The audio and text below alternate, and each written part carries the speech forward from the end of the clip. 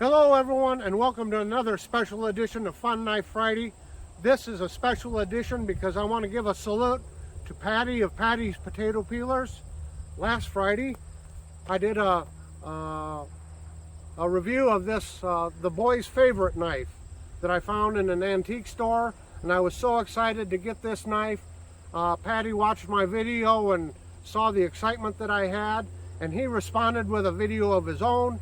And he showed off his, well, what he calls a dime knife or boys' knives, and he gave some of the history on these knives. So Patty, this is for you, all the way from across the shuck, a special thank you. I chose this location because this is the original location of a town by the name of Emmitsburg. And this marker here shows, or commemorates the fact this was the original site, the original settlement, and the marker reads, Site of original town of Emmitsburg, founded in 1858 by Irish colony and named for Robert Emmet, an Irish patriot. The town moved to the present site in 1874, and this monument was erected in 1975 by the local county historical society. Again, I heard of all the hardships that, well, they called it Irish Town in the old days, before they actually named it Emmitsburg, but all the other locals in the area called it Irish Town. I remember growing up, and my grandfather, who was born and raised in this area, his father telling him about the Irish and what a tough time they had when they first got here to northwest Iowa. They just were not prepared for the harsh winters, and many of them froze to death, starved to death. They didn't have any means to heat their homes because at the time, this was all prairie and marsh. There was very few trees. They hadn't learned how to, burn buffalo chips, cow chips, make bundles of grass in order to burn to heat their homes. So they really, really had a very tough time. So I'm going to move into town. There's a statue of Emmett there in town. We'll go in there and we'll take a look at that. And then we're going to take a look at this trick knife. So hang around, everybody. So I'm going to have to be a little bit quick here. We got some wind and we got some traffic noise behind us. Here's a Blarney Stone in memory of Patty Horan Solberg. I'll take a picture of this so that you can take a better look at it. A Blarney Stone donated by the people of Ireland, March 1965. And we go over here. We have I'm going to turn the camera, be ready. There's a statue of Robert Emmet. I'm told that there's an exact replica of this statue in Dublin, and I believe there's one in Washington, D.C. also. So here it talks a little bit more about Robert Emmet. And this is situated in the courthouse square here in Emmitsburg. And there's a shot of the courthouse. There's the statue and a shot of downtown here.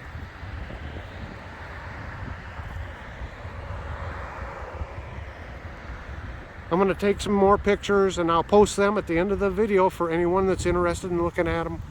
Once again, Patty, thank you so much. Well, hello, and it's time for our knife review now. And we've got us the Imperial trick knife or mystery knife, depends on what you want to call it. This was a knife, it was kind of a novelty knife.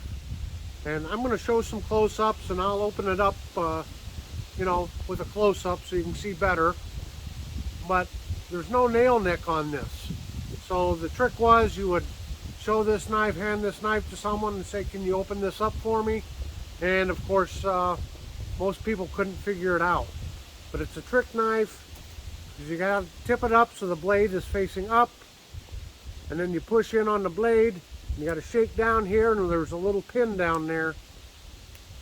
That pin rolls out of the way, and then the blade will open. And then to close it, again, you gotta have it tip up and push it down. And then it locks closed again. So kind of a neat little trick knife.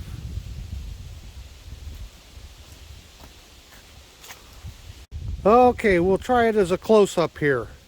As you can see, it just looks like a normal knife, but there's no nail nick on the blade. It's like so. And again, you have to have tip up. You can tap it just a little. Oops, I'm sorry. You got to squeeze this blade in first. So squeeze that in, tap down here a little bit, and then the blade pops open. And you can see it has here what looks to be like a small can opener there. You probably won't be able to see it, I don't know, but right down in here is a little pin that rolls back and forth in a couple channels there. So that pin rolls back and forth, it locks it in, and then when you tap it, it rolls down when the pressure's off of it and allows the blade to open. So tip up, tap there a little bit, get that pin to roll down, and then she opens up. What a fun little knife. I found this at an antique store here a couple weeks ago, and I've been having a really good run at the antique stores lately, finding some really, really cool and fun knives. Now the tang stamp on this, you look at it, I'm hoping it's focusing. I've got the evening sun setting here, so I'm having a hard time with some glare. I'm hoping that's getting a good shot of the tang stamp. And based on that tang stamp, it should have been made between 1956 and 1988. But it does have these really, really nice covers. The knife is in very good shape. It almost looks brand new. It's near mint. So I did find on one of the knife websites, someone had an ad for a 1929 humbug knife. It was described as a severe test for the temper, and the knife sold for 25 cents. But this Imperial, with the internal hook style lockback, was invented by Felix A. Miranda of the Imperial Knife Company. He first applied for a patent in 1939 and again in 1941, and it was approved in 1942. So I don't know if he came out with the original design from the humbug knife, or if because it wasn't patented he just kind of built off of that, or if the humbug knife had a different trick to it or not. I don't know, but yeah, isn't that cool? Now I do believe there are some forms of trick knives that are still available, made by modern companies.